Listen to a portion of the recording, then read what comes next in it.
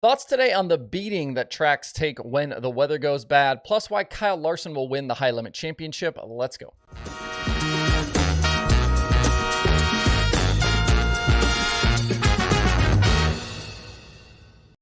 It's Tuesday, March 28th. I'm Justin Fiedler. This is Dirt Tracker Daily. I mentioned very briefly on the Monday show that I had some thoughts around Lincoln Speedway from this past weekend, and I want to dive into that today. It was no doubt a wet weekend in central Pennsylvania, and it led to the cancellations of both Williams Grove and Port Royal. Lincoln fought it out on Saturday night, and BAPS ran on Sunday afternoon. All of these decisions, in some form or fashion, were criticized, and criticized by not only people on social media, but also in the media. To give you an idea of how ridiculous all of this was, Jesse Carberry, who is a photographer up in PA, tagged me in this tweet. And this is exactly the situation. It reads, PA Racing Twitter weekend recap. Williams Grove canceled late, even though everyone knew it would rain, but also canceled too early because they don't actually want to race. Port Royal canceled and should have raced. Lincoln raced, should have canceled. BAPS raced and should have, but not with those track conditions. And yeah, that's basically the sentiments in a nutshell. The tracks in these cases literally can't win. If they race and conditions aren't absolutely perfect, like we saw at Lincoln, people say they should have just canceled the show. We saw those thoughts on social media and from Jeremy Elliott in his wrap-up post-race report from the night. But if they cancel, they catch hell like Williams Grove and Port Royal did. You hear things like it wasn't raining that bad, it was clear by whatever time, they could have got it in, they don't want to race, they should just sell the track. It's all pretty ridiculous.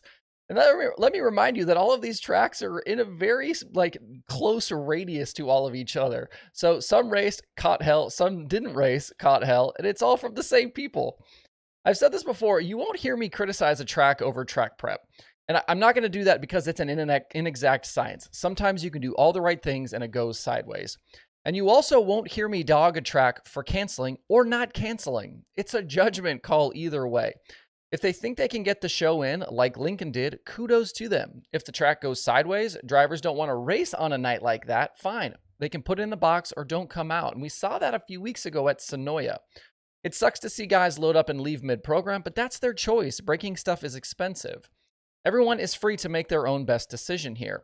If pits are swampy and the track doesn't want to risk a low turnout for a full payout, fine, shut it down. It sucks. We wanted to see some racing, but hey, I get it. I've been critical of Lincoln lately around their decisions on streaming, but I appreciated that they raced on Saturday. It wasn't the best feature I've ever seen. It's not the worst feature I've ever seen either. And I think it was cool to see Chase Deed score the win driving in his own car, especially after following him on TikTok all season as he's built this team. And if you know how to look and where to look, there are interesting things happening all over the place in any race, and even in a feature that might not be a barn burner like we saw on Saturday night. I think we forget, too, that a big reason why dirt racing is captivating and fun to watch is the dynamic track conditions. Some days you're going to have a perfect surface. Others, it's going to be heavy, rutted, cowboy up, and still others, it's going to get dusty, locked down, and it's going to eat tires. That's just the nature of the beast of dirt racing.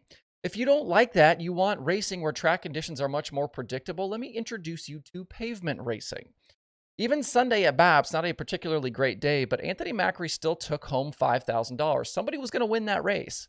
And I promise you, Colton Gauss would have loved to do anything possible to avoid the feature that happened.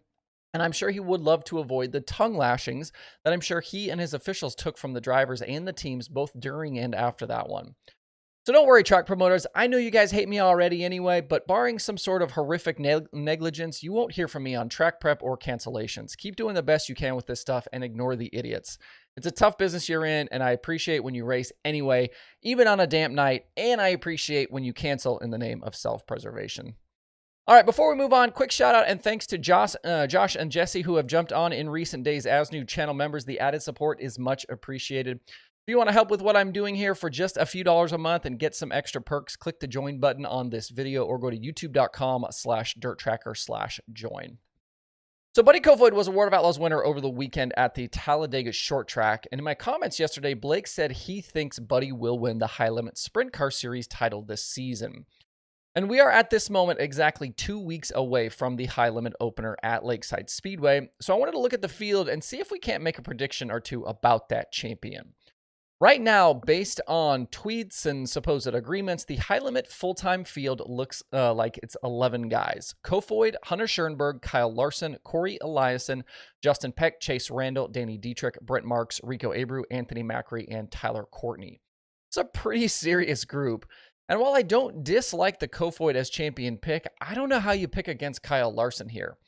If he's able to run the full slate of races and not have to miss any because of NASCAR commitments, I think he's got to be the guy here. Over the previous 3 years, he's run a total of 122 wing sprint car races. Last season, he won 7 of 28. In 2021, it was 11 of 26, and that magical 2020 season was 32 of 68.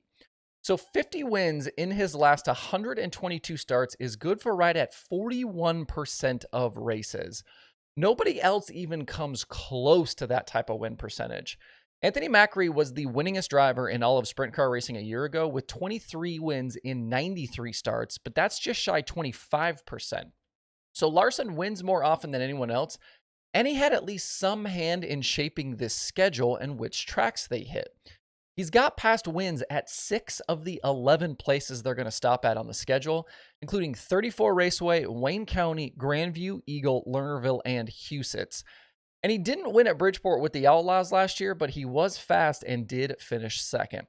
This whole thing aligns really well for him to win a bunch of these races and the championship.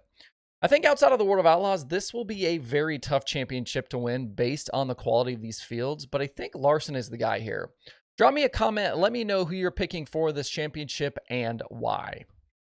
Today's streaming schedule, 3 shows, Outlaw Karts at Millbridge on Dirt Vision, plus Dirt Vision Now. You've also got Flow Racing 24/7. If you want to see the full daily streaming schedule with links to watch, visit dirttracker.com/watch tonight. Hope you guys have a good Tuesday out there. We'll be right back here tomorrow for more Dirt Tracker Daily.